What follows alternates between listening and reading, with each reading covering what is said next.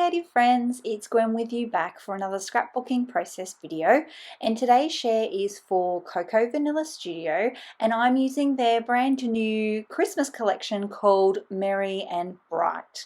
And also today on the blog I'm rounding out our little mini challenge series where we're using an older collection mixed in with something new. So today I am going to be mixing the brand new Christmas line with our other Christmas line that Zoe released quite a few years back called 'Tis the Season. So I do have a bit of a plan for this layout, and it's a centered design that will feature a large title. So this one is a cut file from Cut to You, and I've backed that with three of the pattern papers, no, two, just the two, from the paper stack.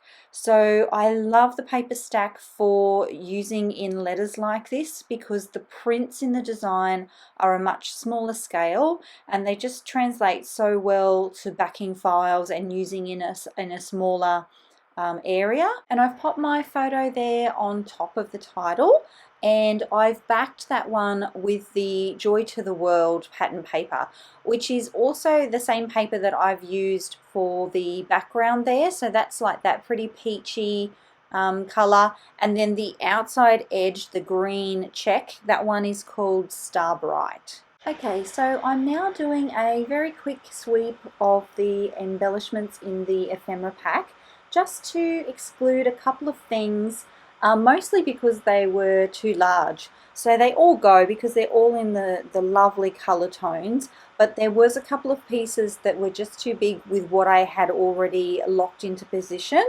So I've excluded those, and now I'm just working from the larger die cut pieces, and I'll work through to smaller ones. So the first ones that I want to focus on are the larger ones, and I do end up going with that very cute Santa there. I did really like how the Christmas tree nestled in beside the Y in very there, but I did think the Santa kind of matched the photo better. It told the story of the photo better because Caitlin's got her little Santa hat on in the picture there, and I'm just a bit concerned that maybe Santa won't fit in some of the other layouts that I have coming up. So that's why I ended up going with him instead of the Christmas tree. So at this point there is a bit of an indecision, and I do edit a lot of that out.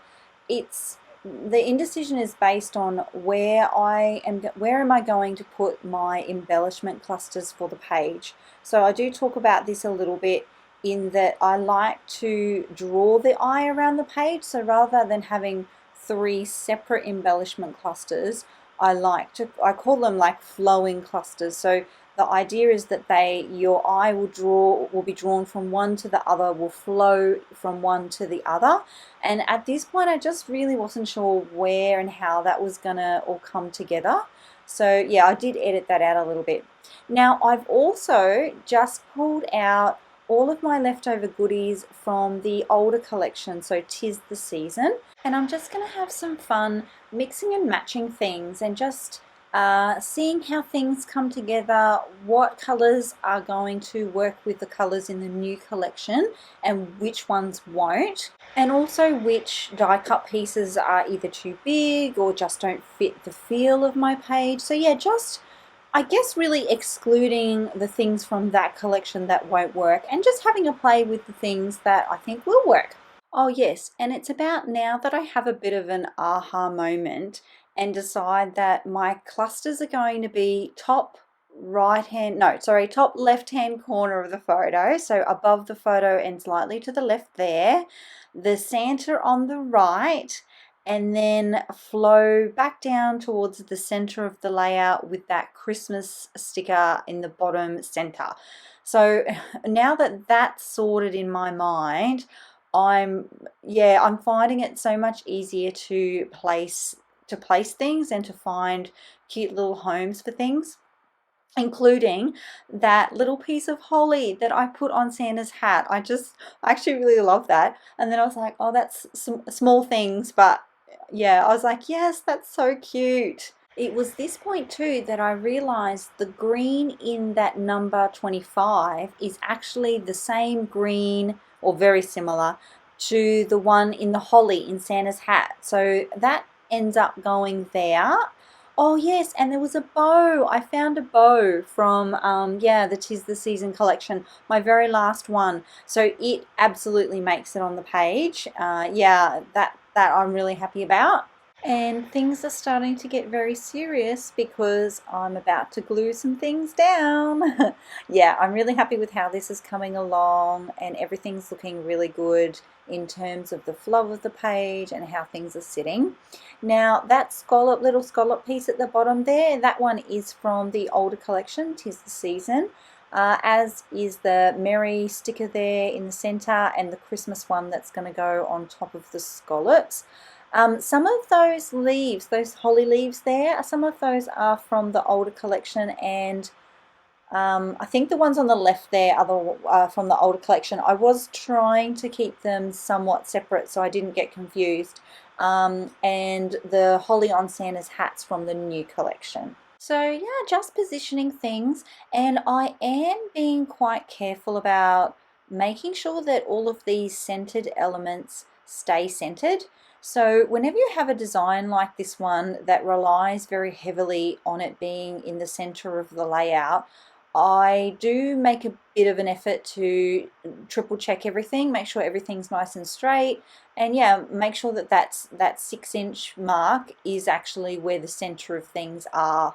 So yeah, see, I am being a bit pedantic about it, but you know, that's me. I was actually reading a blog the other day, and in the about section, you know how on the blog, on blogs you can read like about the blog writer, it said she described herself as a recovering perfectionist.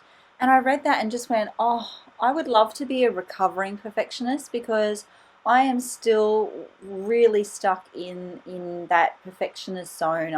I like everything to be, you know, all my T's crossed, my I's dotted, and I like, yeah, I like everything to be perfect, and it would be quite blissful to be a recovering perfectionist. So yeah, I have to do some more work on that, won't I? So as I've been chatting away, I've also been looking in the finishing touches and details of my page, and I'm really down to those smaller finishing touches now. I have gone ahead, I did edit out a little bit of fussing here, just, you know, I'm trying to keep the videos to around the 10-minute mark for you all. So I did add in the flare button on the right there. The new collection, Merry and Bright, has the super cutest flare buttons ever, so they're a must grab. And I did also add in 2 of the puffy stars, so they're really cute too, and they're a great embellishment if you want to add a little bit of dimension to your page. So I do add those. And then, oh yes, you'll see I added the bow on the left as well, so I've managed to position that there. And I'm just finishing off the page now with the enamel dots. So those are actually from the 'Tis the Season collection. So, and as you can see, they coordinate so beautifully. As always, I'll leave you with some detailed close-up shots at the end of the video, and I will give it a quick little lift and show you here. Thanks so much for spending some time with me today, my creative friends. I'll see you next time. Bye.